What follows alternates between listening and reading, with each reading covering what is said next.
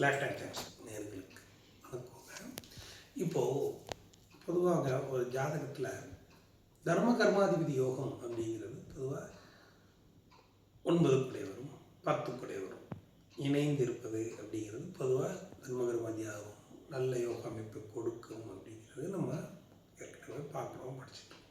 அப்படி வரும்பொழுது இந்த தனுசு லக்னமாக வந்து தனுசு லக்னத்திற்கு 9 10 குடையவராக சூரியனும் வந்து புதனும் வருவாங்க. அப்படி வரும்பொழுது இந்த லக்னத்திற்கு 7 10 குடைய கேந்திராதிபதியாக புதன் வந்துடுவார். 1 4 குடைய கேந்திராதிபதியாக சுபக்கிரகங்கள் கேந்திராதிபதியாக வரக்கூடிய தனுசு லக்னத்தில் 1 4 கேந்திரத்துக்குடைய குருவும் 7 10 குடைய கேந்திரத்துக்கு புதனும் வந்து விடுவார்கள். இப்படி வரும்பொழுது எப்போவுமே ஒரு விஷயம் இருங்க. இப்போது மிதுன லக்னம், கன்னி லக்னம், தனுஷ் லக்னம், மீன லக்னம், இது 4 கார்னரில் வர்ற லக்னங்கள். அது கேந்திரத்தில் அந்த ஜாதக அமைப்பில் காலப்புருஷ தத்துவத்தில் அந்த கார்னரில் வர்ற வீடுகள். அந்த வீடுகள் இருக்கிறனால தான் அவங்கள கேந்திராதிபதிகள் அப்படின்னு நம்ம சொல்கிறோம், குருவையும் புதனையும். அப்படி வரும்பொழுது இந்த மிதுன லக்னத்திற்கும் சரி கன்னி லக்னத்திற்கும் சரி புதனோட குரு இணைவது அது பெரிய யோகம் இல்லைங்க. அதே தனுசு லக்னத்திற்கும் மீன லக்னத்திற்கும் குருவோட அதே புதனோட குருவோட புதன் இணைவது யோகம் இல்லை. அங்கே புதனோட குரு இணையக்கூடாது, இங்கே குருவோட புதன் கிட்டத்தட்ட ரெண்டும் ஒன்று தான். அப்படி 2 பேரும் இணைஞ்சு வரக்கூடாது அப்படிங்கிறதுக்காக நான் சொல்கிறேன். ஏன்னா இந்த லக்னாதிபதி 4ஆம் அதிபதியாக குரு வந்துவார், அங்கேயும் லக்னாதிபதி 4ஆம் அதிபதியாக புதன் வந்தாலும் இவங்க 2 பேரும் எந்த வகையிலும் சேர்ந்தால் அதிக சுபத்துவத்தை பெற்றுவார். வேற ஒன்றும் இல்லை. இந்த குருவும் சுபக்கிரகம், புதனும் சுபக்கிரகம். புதனை பொறுத்த மட்டும் ஒரு விஷயம் இருக்குதுங்க. புதன் வந்து மற்ற கிரகங்கள் மாதிரி கிடையாது. புதன் வந்து ஒரு எப்படி சொல்கிறது, ஒரு பொதுவாகவே வந்து சனி கேது புதனில் வந்து அலிகிரகம் அப்படின்னு சொல்லுவோம். அது மாதிரி இந்த புதன் என்ன பண்ணுவார் அப்படின்னு கேட்டிங்கன்னா, தனிச்சிருந்தா அவர் நல்லவர், அவர் சுபக்கிரகம் அப்படி சொல்லலாம். யாராச்சும் சுபக்கிரகம் சேர்ந்தா அதிக சுபத்துவத்தை பெற்று அவர் கெட்டு போயிடுவார். வேற நல்ல அந்த மற்ற லக்னத்துக்கு சேரலாம், தப்பு இல்லை. இந்த லக்னத்துக்கு சுத்தம் அப்படியே ஆப்போசிட்டாக திரும்பிடும். வேற ஒன்றும் இல்லை. கிரக அமைப்புகளில் யோக பலன்கள் திரும்பிடும் அப்படிங்கிறக்காக தான் அந்த சொல்கிறது. ஆனால் இந்த புதனை பொறுத்த மட்டும் யார் கூட சேராமல் தனிச்சிருந்துட்டா நல்ல அமைப்பு. பாவக்கிரகங்களோட சேர்ந்துட்டா அவர் பாவராகவே மாறிடுவார்.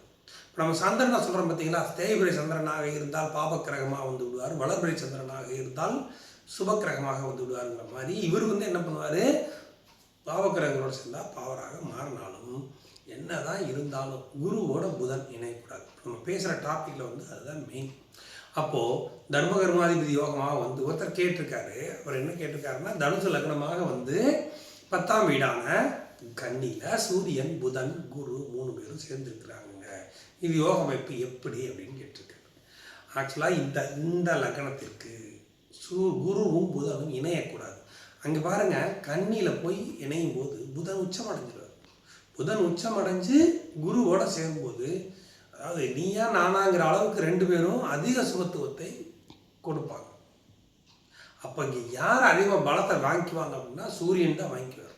சூரியனு தான் சுபத்துவம் அடைவார். குருவும் புதனும் அப்படியே பெரிய பலன்களை கொடுக்காம இருந்துருவாங்க.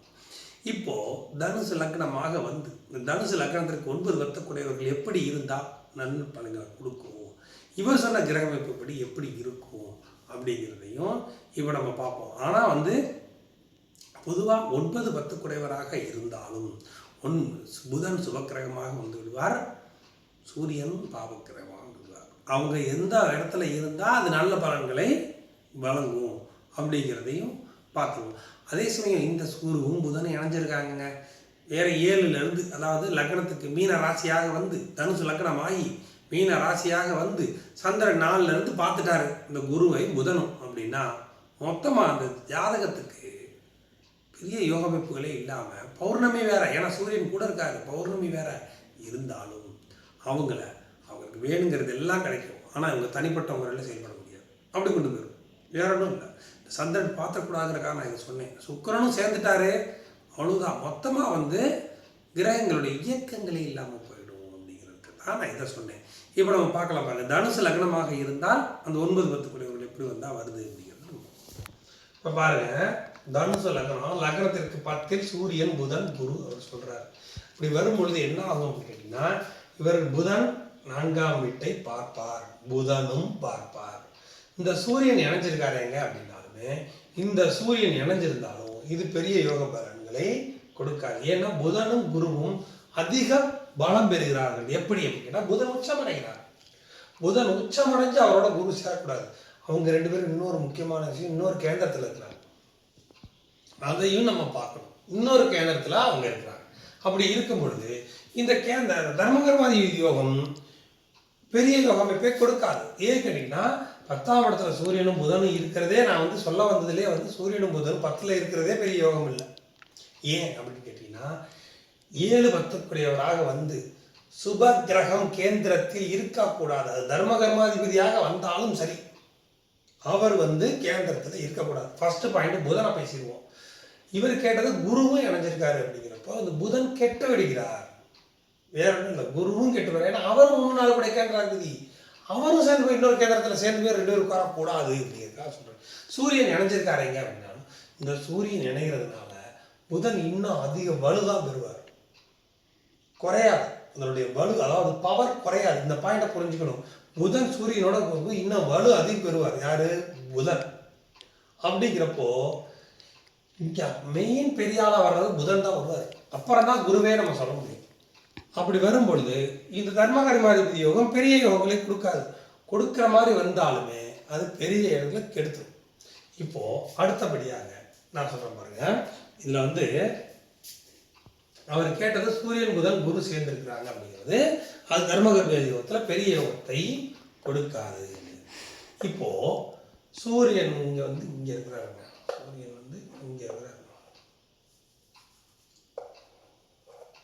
சூரியன் புதன்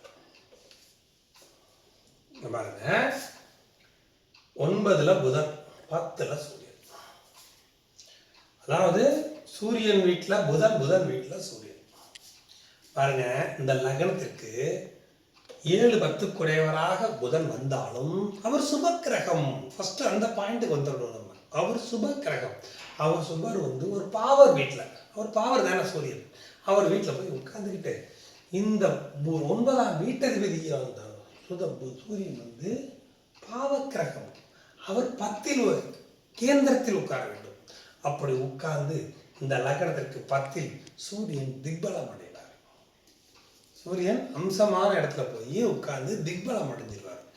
அப்போ இந்த 7 10 குறைவர் கேந்திரங்கள்ல எங்கேயும் இல்லாம 9ல் போய் உட்கார்ந்துட்டா அம்சமான அமைப்பு. அப்போ புதனும் சூரியனும் பரிவர்த்தனை அடைந்து தாங்களுக்குள்ள பார்த்துக்காம அப்படியே பரிவர்த்தனை அடைஞ்சு யோகத்தை கொடுத்துருவாங்க. இதுதான் அமைப்பு. இப்படி வரணும். இந்த புதனை எந்த வகையிலும் குரு பார்த்து விடக்கூடாது. குரு பார்த்துட்டாரு அப்படின்னா இந்த தர்மகர்மாதிபதி யோகம் வேலை செய்யாது. அது முக்கியமான பாயிண்ட். இந்த புதன் இங்கே இருக்கிறார், எங்க சூரியன் இப்போ தானே சொன்னீங்க நல்லா வந்திருக்குன்னு, கடைசியில் விட இந்த புதனை எந்த வகையிலும் குரு பார்த்துடக்கூடாது. அதில் முக்கியமான இன்னொரு பாயிண்ட் இருக்குது. சூரியனும் புதன் இங்கே இருக்கும்போது சுக்கிரன் எங்கே இருப்பார்? ஏதோ ஒரு பக்கத்தில் தான் இருப்பார். இங்கே இருந்துட்டா கூட பரவாயில்ல சுக்கிரன். ஏன்னா 6 கூடையவர் 8ல் நல்ல விஷயம். 12ல் கூட இருக்கலாம். ஆனால் 12ல் இருந்தால் 6ஆம் வீட்டை பார்ப்பார். அதனால் சுக்கிரன் எங்கே இருக்கக்கூடாது, இங்கே இருக்கலாம். ஆனால் இதில் எங்கேயாச்சும் இணைச்சிட்டாருன்னா அதுவும் பிரச்சனையாக வந்துடும். அப்படிங்கிறப்போ சூரியனோட சுக்கிரன் சேரலாம், தப்பு கிடையாது. ஆனால் புதனோட சுக்கிரன் எந்த வகையிலும் இணைந்து விடக்கூடாது, பார்த்து விடக்கூடாது. டிகிரி அளவில் கூட பக்கத்தில் வந்துடக்கூடாது. வந்துட்டா அதிக சுகத்துவத்தை பெற்றுவார். இந்த இடத்துல 9ல் சுக்கிரன் இருந்தாலும் இந்த கர்மகர்மாதிபதி வேலை செய்யாதுங்கிறதுக்காக சொல்லுவாங்க. இந்த சுக்கிரன் 6 11 குடையவர், இந்த லக்னத்திற்கு சுத்தமாக ஆகாதவர். அவர் போய் இந்த புதனோட சேர்ந்தா 2 பிரச்சனை இருக்குது. ஒரு பிரச்சனை 6 குடையவர் ஆகி போய் சேர்றது கெடுதல். அதுக்கடுத்தபடியாக அதிக சுகத்துவத்தை புதனுக்கு கொடுத்து விடுவார். அப்போது வேலை செய்யாமல் போயிடும். அவ்வளவுதான். அப்படி வரும்பொழுது இந்த புதனும் சூரியனும் இப்படி இருந்து குரு வேற எங்கேயாச்சும் இருந்து சந்திரனும் பார்க்காம இருந்துட்டா இந்த தர்மகர்மாதிபதியும் நல்ல வேலை. அவர் கேட்கறது சூரியனும் புதனும் குருவும் இங்கே இருக்கும்பொழுது என்ன ஆகுங்கன்னா, சூரிய திசை நல்லா இருக்குங்க, ஓரளவுக்கு நல்லா இருக்கும். சூரிய திசையில் ஓரளவுக்கு ஒரு நல்ல அமைப்புகளை கொடுக்கும். ஏன்னா 10ஆம் வீட்டில் இருக்கிறாருங்களா, அரசு சம்மந்தப்பட்ட வகையில் ஏதோ ஒரு வேலைகளில் போகிற அந்த மாதிரி கொடுக்கும். பெரிய இந்த கோயில் கட்டுறதாவோ ஒரு பெரிய தர்மகர்த்தம் பெரிய லெவலில் இருக்கிறதாவோ அந்த மாதிரி ஒரு யோக அமைப்புகளே அவங்க கொடுக்க மாட்டாங்க. இப்போ ஒரு ஃபைனான்ஸே பண்ணிட்டு இருக்கிறாங்க, இல்லை ஒரு ஒரு அரசு பதவிக்கு போகிறாங்க அப்படிங்கிறப்பெல்லாம் கூட கொஞ்சம் பரவாயில்லாமல் இருக்கும். ஆனால் பெரிய யோக அமைப்புகளே அவங்க கொடுக்க மாட்டாங்க. இப்படி இருக்கிறது தான் தர்மகர்மதி யோகத்தில் தனுசு லக்னத்துக்கு அம்சமான அமைப்பு. திரும்பவும் சொல்லிடுறேன், இந்த புதனை குரு எந்த வகையிலையும் பார்த்து விடக்கூடாது. சூரியனை பார்க்கலாம், சூரியனை குரு பார்க்கலாம். இந்த குரு இங்கே இருந்துட்டாருங்க, 6ல் இருந்துட்டாருங்க. 6லேருந்து 5ஆம் ஆறு சூப்பர். புதனை பார்க்கவில்லை, சூரியனை பார்க்கிறார். அம்சமான இங்கே இருக்கக்கூடாது, அதனால இங்கே போடலை. இங்கே போட்டால் கேந்திரத்தில் இருந்துருவார். கேந்திரத்திலிருந்து பார்க்கக்கூடாது. கேந்திராதிபதி சூரியனை பார்க்கறது அந்த யோகம் இல்லை. கேந்திரத்தில் இல்லாமல் 6லிருந்து இதை பட்டக்கும் போது இந்த லக்னத்தை பொறுத்த மட்டும் இந்த லக்னத்திற்கு எப்போவுமே மறையணும். நான் அடிக்கடி சொல்லியிருக்கேன், இந்த லக்னத்திற்கு குரு வலு பெறக்கூடாது, லக்னத்திற்கு மறைய வேண்டும். லக்னத்திற்கு 6ல் மறைகிறார், மறைஞ்சு சுபரோட வீட்டில் இருந்து சூரியனை பார்க்கிறார். இப்படி அமையணும். கூட சேர்றதை விட இப்படி இருந்து பார்க்கணும். அப்படி பார்த்தாதான் நல்ல யோகம். கேந்திரத்தில் இருக்கக்கூடாதுங்கிறதுக்காகத்தான் நான் இங்கே இருக்கக்கூடாதுன்னு சொன்னேன். இங்கே இருக்கலாம். 6ல் மறைந்து லக்னத்திற்கு மறைந்து நரங்கணத்துக்கு மறைந்து அவர் சூரியனை பார்க்க வேண்டும். இப்படி அமைச்சுட்டா புதனையும் அவர் பார்க்க மாட்டார். அப்போ அம்சமா அமைஞ்சிடும். சுக்கிரனும் இங்கே இருந்துட்டார், இன்னும் சூப்பர். அது நல்ல யோகம் போல கொடுத்துக்கணும். இப்படிதான் நம்ம தர்மகர்மதி யோகத்தை